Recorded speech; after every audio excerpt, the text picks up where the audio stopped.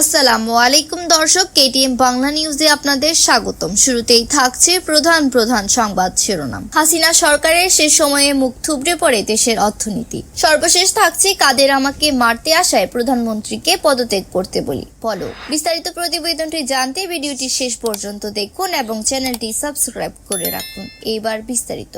সংকটের মুখে পড়ে অঙ্কের সুদ ব্যয় আরেক দফা চাপে ফেলছে অর্থনীতিকে। প্রত্যাশা অনুযায়ী রাজস্ব আদায় না হলেও গেল অর্থ বছরে 9 মাসের সুদ ব্যয় গুনতে হয়েছে 1.1 লাখ কোটি টাকা, যা আগের অর্থ বছরের একই সময়ের তুলনায় 10,787 কোটি টাকা বেশি।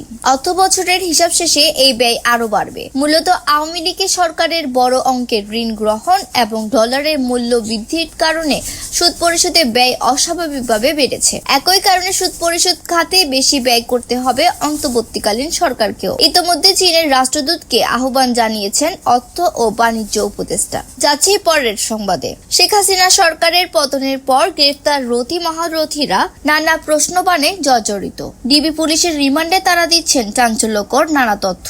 বেশি জেরার মুখে আছেন সাবেক ডেপুটি স্পিকার শামসুল হক টুকু, সাবেক প্রধানমন্ত্রী শেখ হাসিনা বেসরকারি ও বিনিয়োগ উপদেষ্টা সালমান এফ রহমান, সাবেক আইনমন্ত্রী আনিসুল হক, সাবেক তথ্য ও প্রযুক্তি প্রতিমন্ত্রী জুনাইদ আহমেদ পলক এবং ন্যাশনাল টেলিকমিউনিকেশন মনিটরিং সেন্টারের সাবেক মহাপরিচালক মেজর জেনারেল জিয়াউল হাসান। তারা ডিবিকে জানিয়েছেন, আন্দোলনের শেষের দিকে ছাত্রদের পক্ষে কথা বলায় পলককে গণভবন থেকে বের করে দেওয়া হয়েছিল। সাবেক শিক্ষামন্ত্রী মহিবুল হাসান চৌধুরীর চাপের কারণেই 10 মিনিট স্কুলের সঙ্গে 500 কোটি টাকার চুক্তি বাতিল করা হয়। টুকু জানান, মন্ত্রী হওয়ার কোনো ইচ্ছা তার ছিল না, শুধু প্রধানমন্ত্রীর ইচ্ছায় তিনি মন্ত্রী হয়েছিলেন। সালমান এফ রহমান বলেন, এর আগে আমি 2 বছর জেল খেটেছি, সুতরাং আমার কোনো সমস্যা হবে না, তবে আমাকে জেলে রাখা হলে দেশ ক্ষতিগ্রস্ত হবে। আর জিয়াউল হাসান বলেন, আমার ওপর বিশেষ দায়িত্ব ছিল। আমার প্রতিষ্ঠান থেকে সবার মোবাইল ফোন কল রেকর্ড করা হয়নি, নির্দিষ্ট কিছু লোকের ফোন কল রেকর্ড করা হয়, কারো হোয়াটসঅ্যাপ কল